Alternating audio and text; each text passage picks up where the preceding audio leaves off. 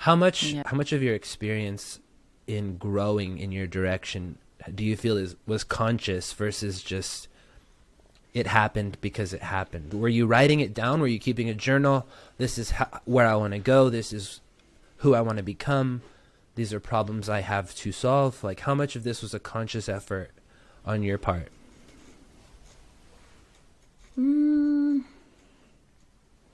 Above average, maybe. It's an interesting question because hindsight is 2020, and I think we'd like to think that we know what we're doing more than we actually do. Totally. But one of the things that I was always, and now I do consider it to be very fortunate to be, is that I've always been exceptionally curious. And I have been fortunate enough to be surrounded by people that encourage that curiosity. And especially because I was asking so many questions and I wanted to explore. I was like, I already see what normal life can look like. What does extraordinary life look like? And I always challenged that part of myself. And I feel like I definitely decided my younger decisions because of the things that I was passionate about. Again, like, I was fortunate to have a family that supported that. Mm-hmm. I studied kinesiology because I wanted to learn about health sciences, because I wanted to understand chronic disease and how we can build healthy bodies and minds. And that really all came from that ethos moment of, okay, how do we be healthier? How do we be healthy people? And I think really every decision followed from that. And so kinesiology was my pursuing understanding of a healthy body.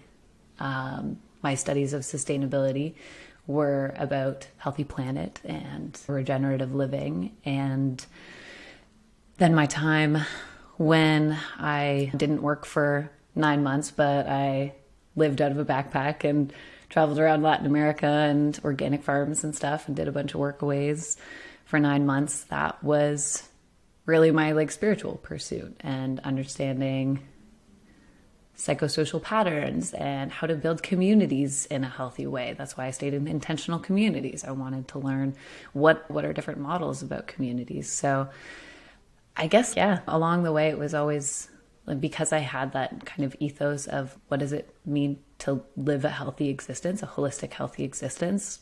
Most of my decisions, at least career / energy exertion wise, followed from that. That's amazing. I didn't always know where it was going to take me, but I knew what I wanted to learn.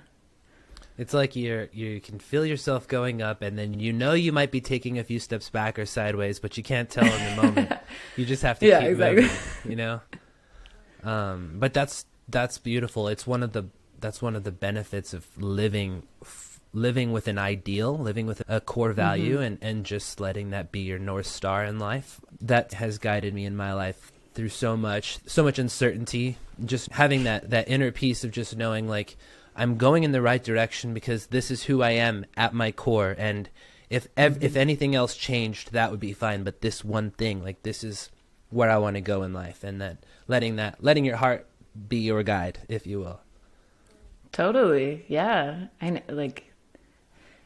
Call it cliche all you want, but the more I've understood or heard about that, just heart-centered living, the reason I'm in the job that I'm in today and many of the roles that I've gotten is when you love what you do, people see it. Mm-hmm. When you love what you're learning, people want to be a part of it. When you love what you're building, people want to support it. And so it really does, when you engage with that heart-centered path, things fall into place more because people see what you're doing and you see what you're doing and you feel consistency. And like you said, it might not be a straight line trajectory, but it generally tends to end up in the places where it's supposed to go. Maybe it takes 10 years, maybe it takes 5, maybe it takes 50, but you're always taking steps in building that path in a way that still feels good. Mm-hmm. Mm-hmm.